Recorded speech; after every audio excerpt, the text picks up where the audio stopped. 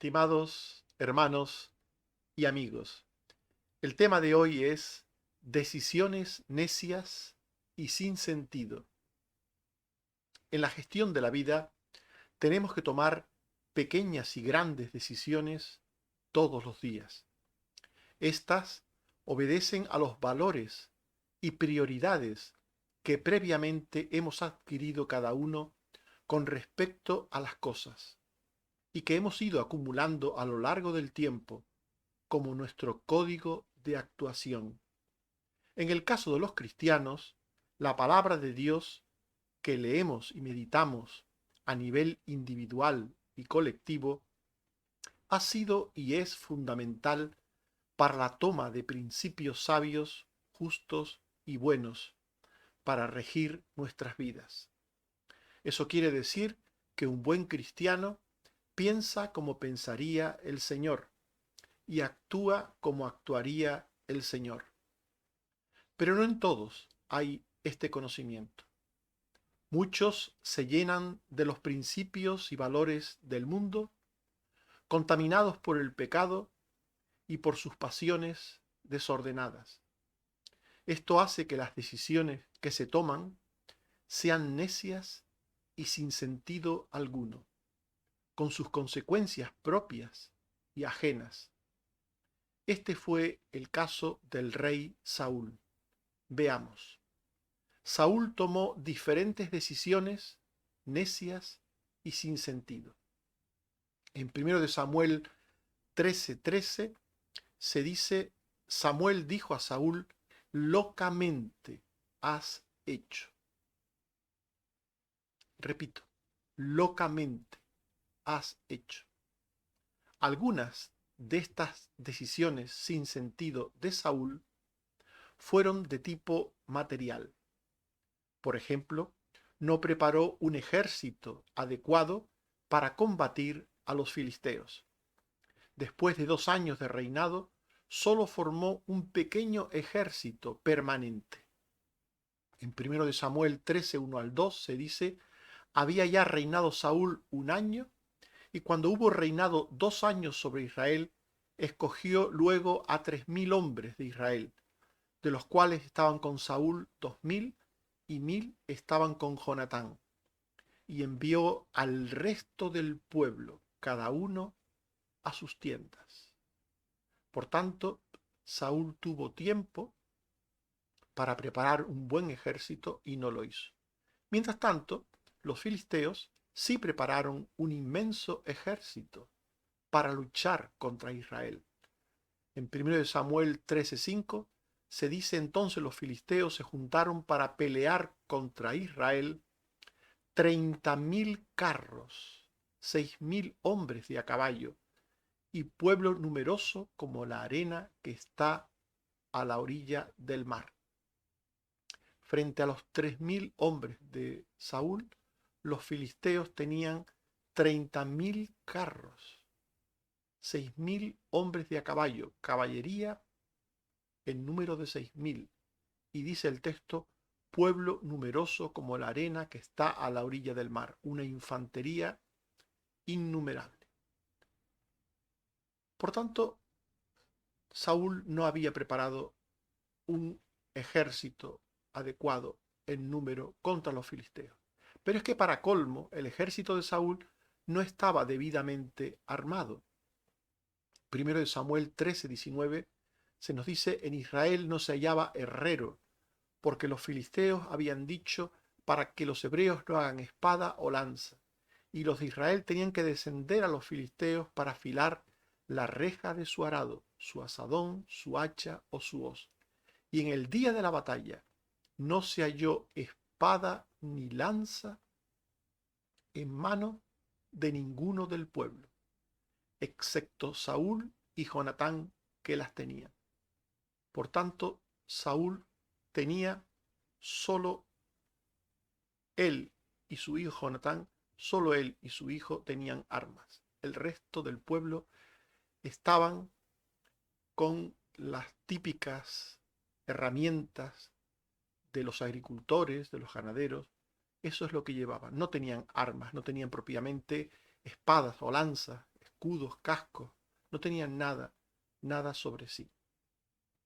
Así que llegada la lucha entre el pueblo de Israel y los filisteos, muchos israelitas temieron y se escondieron o huyeron. En 1 Samuel 13, 6 al 8 se dice, cuando los hombres de Israel vieron que estaban en estrecho, se escondieron en cuevas, en fosos, en peñascos, en rocas y en cisternas. Y algunos de los hebreos pasaron el Jordán a la tierra de Gad y de Galaad, pero Saúl permanecía en Gilgal. Y todo el pueblo iba tras él temblando, y el pueblo se le desertaba. Con un pequeño ejército mal armado, Saúl no pudo hacer nada contra los filisteos.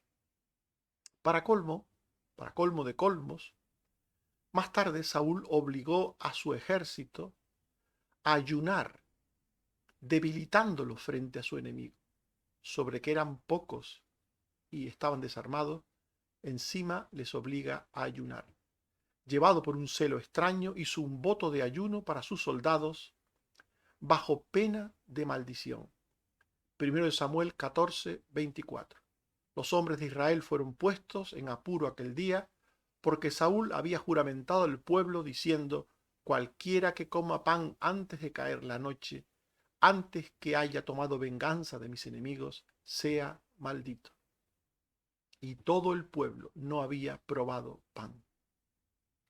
Por tanto, el pueblo, los soldados de Saúl, guardaron, por miedo a sus represalias, aquel extraño mandato. En un momento de guerra, en un momento de esfuerzo, es necesario tener fuerzas y conservar las fuerzas. Por tanto, el alimento es imprescindible en esa situación. Por tanto, nadie comía, todos estaban debilitados, y solo Jonatán, que no estaba presente cuando su padre hizo aquel voto extraño, solo Jonatán comió algo. 1 Samuel 14, 25 al 27. Y todo el pueblo llegó a un bosque donde había miel, pero no hubo quien hiciera llegar su mano a su boca, porque el pueblo temía el juramento. Pero Jonatán no había oído cuando su padre había juramentado al pueblo. Y alargó la punta de una vara y la mojó en un panal de miel, y llevó su mano a la boca, y fueron aclarados sus ojos. Aquella falta de alimento, aquella falta de azúcares, pues con un poco de miel fue suficiente para que Jonatán sintiera un poco de alivio, un poco de mejora. Así pues, aquel ayuno impuesto por Saúl al pueblo fue un sacrificio inútil y contraproducente como estrategia militar. 1 Samuel 14, 28 al 30. Uno del pueblo dijo, tu padre ha hecho jurar solemnemente al pueblo, diciendo, maldito sea el hombre que tome hoy alimento. Y el pueblo desfallecía. Respondió Jonatán, mi padre ha turbado el país. Ved ahora cómo han sido aclarados mis ojos por haber gustado un poco de esta miel. ¿Cuánto más si el pueblo hubiera comido libremente hoy? ¿No se habría hecho ahora mayor estrago entre los filisteos? Obviamente. Un pueblo sin fuerzas no puede luchar. Un pueblo con fuerzas puede luchar y tiene posibilidades de hacer, aunque sea alguna cosa. Por tanto, Saúl tomó decisiones sin sentido de tipo material. Pero es que también las tomó sin sentido de tipo espiritual. Sacrificó un holocausto en abierta desobediencia a Dios. Dios había establecido que los sacrificios debían ser oficiados por los sacerdotes. Levítico 2:8 al 9. Y traerás a Jehová la ofrenda y la presentarás al sacerdote, el cual la llevará al altar. Y tomará el sacerdote de aquella ofrenda y lo hará arder sobre el altar, ofrenda encendida de olor grato a Jehová. Esto decía la ley de Dios. Pero Saúl ofreció un holocausto él mismo, menospreciando y olvidando el mandato de Dios a través de su palabra. Primero de Samuel 13, 8 al 9 y 13. Esperó, pero Samuel no venía. Entonces Saúl ofreció el holocausto, y cuando Samuel vino, dijo a Saúl: locamente has hecho, no guardaste el mandamiento de Jehová, tu Dios, que él te había ordenado. Por tanto, Dios rechazó de forma rotunda tanto el sacrificio de Saúl como a él mismo. Primero Samuel 15, 22. Y Samuel dijo: se complace Jehová tanto en los holocaustos y víctimas como en que se obedezca a las palabras de Jehová. Ciertamente el obedecer es mejor que los sacrificios, y el prestar atención que la grosura de los carneros. Primero Samuel 13, 14. Mas ahora tu reino no será duradero. Jehová se ha buscado un varón conforme a su corazón, al cual Jehová ha designado para que sea príncipe sobre su pueblo, por cuanto tú no has guardado lo que Jehová te mandó. Por tanto, Saúl tomaba decisiones necias en lo material, en lo espiritual, y Dios le rechazó. Y Saúl interpretó neciamente el rechazo recibido de Dios. Olvidó que Dios no atiende ni responde a quienes le desobedecen con rebeldía. Primero Samuel 14, 35 y 37. Y edificó Saúl altar a Jehová y consultó a Dios: ¿descenderé tras los filisteos? ¿Lo entregarás en manos de Israel? Mas Jehová no le dio respuesta aquel día. A Saúl le pasó lo que le pasa a muchos, que hacen su voluntad y no la de Dios, y después quieren adorar a Dios, buscar la voluntad de Dios, y Dios no les responde. Quien tiene las manos sucias por el pecado no puede levantarlas después para orar a Dios o para pedir algo a Dios, porque con las manos sucias Dios no nos escucha. Así que Saúl, viendo que Dios no le contestaba, ofuscado,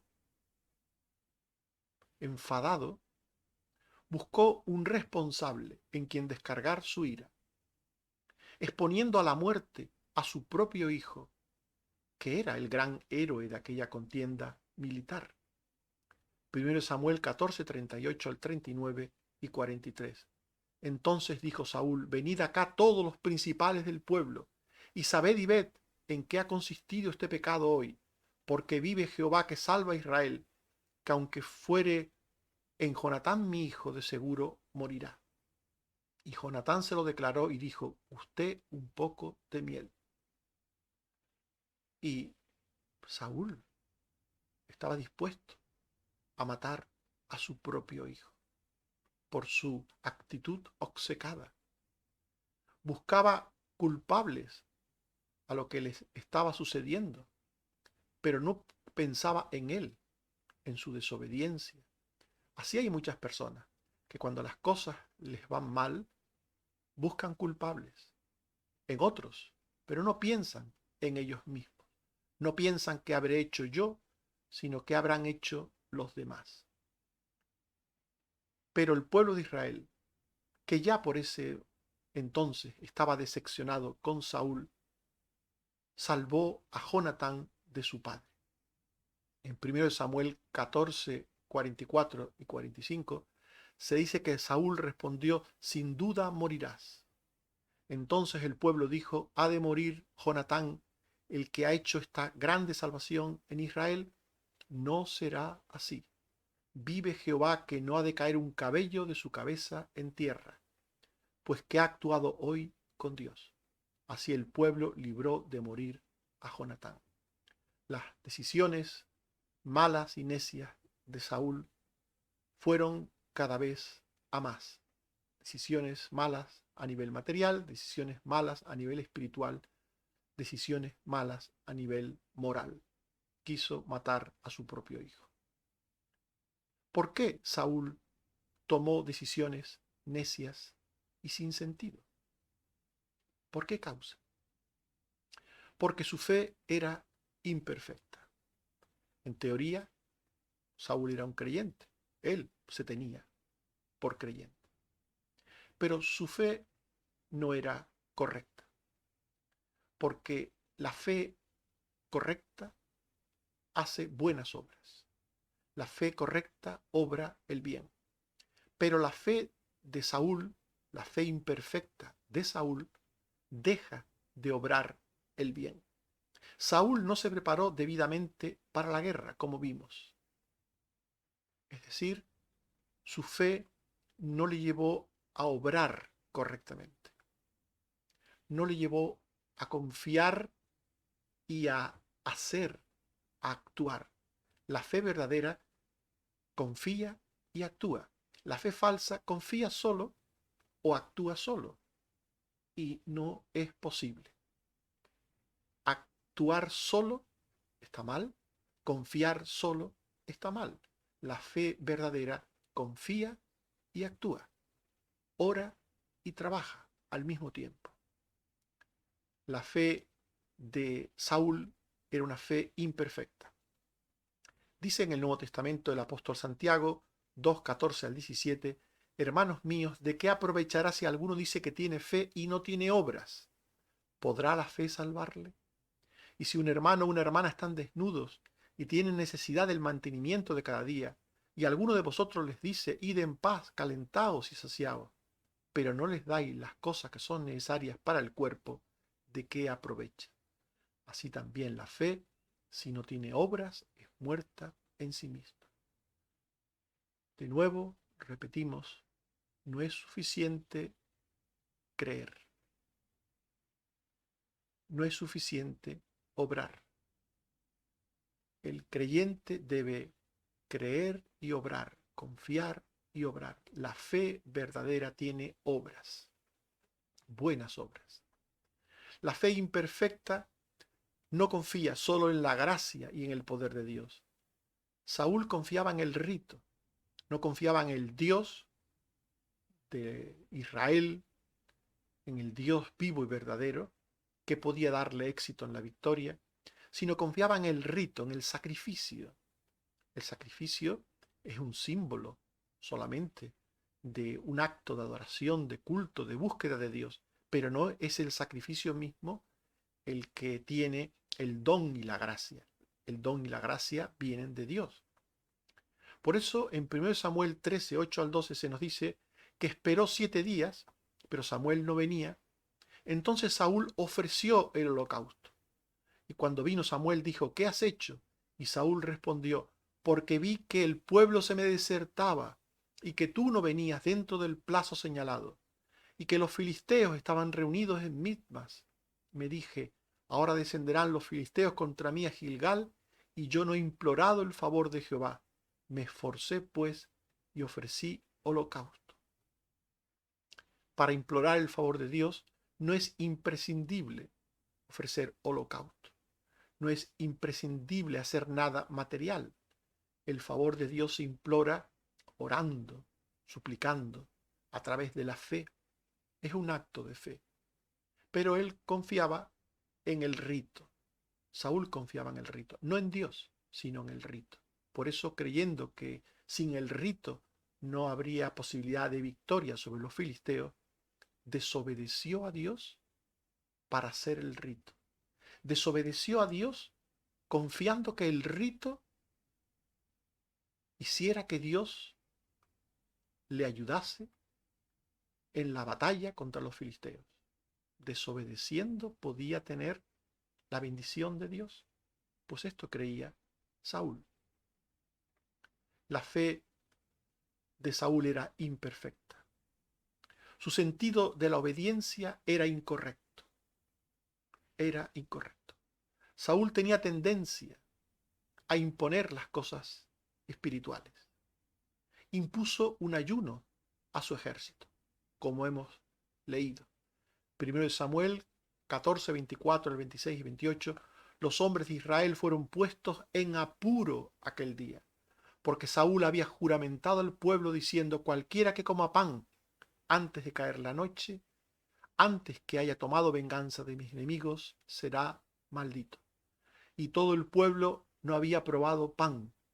Y todo el pueblo llegó a un bosque donde había miel, pero no hubo quien hiciera llegar su mano a su boca, porque el pueblo temía el juramento, y el pueblo desfallecía. Él, Saúl, impuso al pueblo un ayuno. Un ayuno es algo espiritual, es un compromiso del creyente con Dios para quebrantar su corazón, para buscar de Dios ayuda, para buscar de Dios algún tipo de gracia. En sí el ayuno no es meritorio, no tiene ningún mérito ayunar, pero la bendición del ayuno está en que quebranta al que lo hace, al que ayuna, quebranta su alma, su corazón, le hace ver su miseria, su necesidad de Dios, y lo que hace el ayuno es eh, preparar al que suplica, preparar su corazón en humildad para pedir el favor de Dios y para recibir el favor de Dios. Pero Saúl no sabía nada de esto, no sabía de la actitud de fe y voluntariedad del ayuno, y lo impuso. Saúl era un hombre que imponía lo que él creía a otros. Era una tendencia en él. Saúl también tenía valores equivocados. Creía que su criterio estaba por encima del de los demás. Creía que su criterio estaba por encima del criterio de Samuel, por encima del criterio incluso de Dios. En 1 Samuel 15, 13 al 15, vino pues Samuel a Saúl y le dijo: Saúl, bendito seas tú de Jehová. Yo he cumplido la palabra de Jehová, dijo Saúl. Samuel entonces dijo: pues qué balido de ovejas y bramido de vacas es este que yo oigo con mis oídos. Y Saúl respondió: de Amalec los han traído, porque el pueblo perdonó lo mejor de las ovejas y de las vacas para sacrificarlas a Jehová tu Dios, pero lo demás lo destruimos. Según Saúl, habían obedecido a Dios. Habían hecho lo que ellos querían, pero creía que habían obedecido a Dios. Habían obedecido una parte y habían desobedecido en otra. Tenía un criterio muy particular Saúl de la obediencia. Esto sí hay que guardarlo y esto no hay que guardarlo. Dios le había dicho que no tomaran botín de Amalec y tomaron lo mejor del ganado y el resto lo dejaron. Y con esto creía Saúl que habían guardado el mandamiento de Dios. Pero el mandamiento decía: no tomarás botín alguno de Amalec. En 1 Samuel 15, 18 al 21, le dice el profeta: Jehová te envió en misión y dijo: ve, destruye a los pecadores de Amalec. ¿Por qué pues no has oído la voz de Jehová, sino que vuelto al botín has hecho lo malo ante los ojos de Jehová? Y Saúl respondió a Samuel: antes bien he obedecido la voz de Jehová, y he traído a Agag, rey de Amalec, y he destruido a los amalecitas. Mas el pueblo tomó del botín ovejas y vacas, las primicias del anatema, para ofrecer sacrificio a Jehová tu Dios. Saúl se empeñaba en usar en vano el nombre de Dios para justificar su pecado. Hemos traído botín desobedeciendo a Dios, decía Saúl. Esto aparte última no, él no decía desobedeciendo a Dios. Hemos traído botín para ofrecer sacrificio a Dios, cuando Dios había dicho: no traerás botín de Amalec. Por tanto, Saúl tenía un criterio muy particular de lo que era la obediencia. Esto hay que cumplirlo, esto no hay que cumplirlo, esto hay que hacerlo y esto no. En 1 Samuel 15, 22 al 23, Samuel dijo: se complace Jehová tanto en los holocaustos y víctimas como en que se obedezca a las palabras de Jehová. Ciertamente el obedecer es mejor que los sacrificios, y el prestar atención que las grosuras de los carneros, porque como pecado de adivinación es la rebelión, y como ídolos e idolatría la obstinación. Por cuanto tú desechaste la palabra de Jehová, él también te ha desechado para que no seas rey. Dios desechó a Saúl porque tenía una fe que no era perfecta, una fe imperfecta, porque tenía un criterio propio que ponía por encima del criterio de Dios, porque desobedecía abiertamente a Dios, hacía lo que quería, lo que le daba la gana, creyendo que hacía la voluntad de Dios. Saúl era un hombre sin fe y sin obediencia. Además carecía de piedad, de afecto y de misericordia. Ya vimos que Saúl era dado a la obcecación y a la ira. En 1 Samuel 14, 37 al 39, se nos dice que Saúl consultó a Dios: ¿descenderé tras los filisteos? ¿Los entregarás en mano de Israel? Mas Jehová no le dio respuesta aquel día. Entonces dijo Saúl: venid acá todos los principales del pueblo y ved en qué ha consistido este pecado hoy, porque vive Jehová que salva a Israel, que aunque fuere en Jonatán mi hijo, de seguro morirá. Saúl era un hombre que se airaba con facilidad.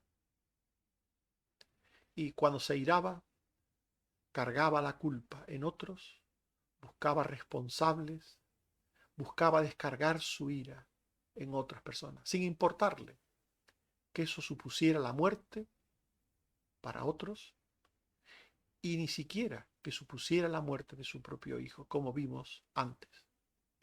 Saúl no tenía en gran estima la vida ajena, ni siquiera la de su hijo. En 1 Samuel 14, 42 al 44, Saúl dijo: echad suertes entre mí y Jonatán mi hijo, y la suerte cayó sobre Jonatán.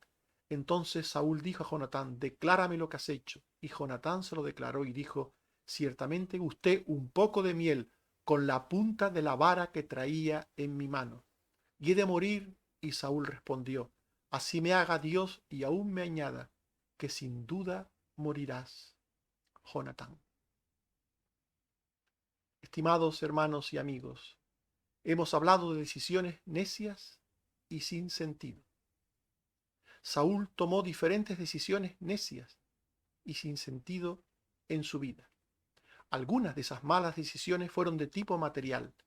No preparó un ejército adecuado para combatir a los filisteos y obligó a su ejército a ayunar, debilitándolo frente al enemigo. Otras decisiones sin sentido de Saúl fueron de tipo espiritual. Sacrificó un holocausto en abierta desobediencia a Dios e interpretó neciamente el rechazo recibido de Dios.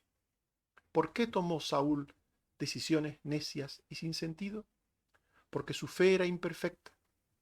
Dejó de obrar y no confió solo en Dios, sino en el rito. Porque su sentido de la obediencia era incorrecto. Tenía tendencia a imponer las cosas espirituales y creía que su criterio estaba por encima de la palabra de Dios, porque carecía de piedad, de afecto y de misericordia. Era dado a la obcecación y a la ira, y no tenía en gran estima la vida ajena, ni siquiera la de su hijo. ¿Qué principios y valores seguimos para tomar nuestras decisiones? ¿Las enseñanzas de Dios, aprendidas de su palabra, o el consejo de nuestra propia prudencia, según el mundo y nuestros pecados? Si llenamos nuestras mentes de Dios, nuestras decisiones serán tomadas según Dios en su voluntad. Que el Señor nos ayude a tomar decisiones sabias y justas siempre. Amén. Oremos. Señor, te damos gracias por tu palabra que nos llama a tener tu palabra en nuestro corazón, a llenarnos de tu palabra, nuestras mentes y corazón, para que de esta manera pensemos correctamente, actuemos correctamente, hagamos tu voluntad en todas las cosas. Ayúdanos, Señor, a tomar decisiones sabias en la vida, decisiones en ti y en tus cosas. Y también te pedimos, Señor, que sigas bendiciendo a los enfermos, los cuides y los protejas. Te pedimos, Señor, que ayudes a todos aquellos que tienen que ser operados de sus ojos o de sus cuerpos, aquellos que tienen que ser tratados de su corazón o están recuperando de operaciones diversas. Bendice, Señor, a todos tus hijos. También ayuda a los que tienen exámenes, están en época de exámenes, hoy, mañana, estos días.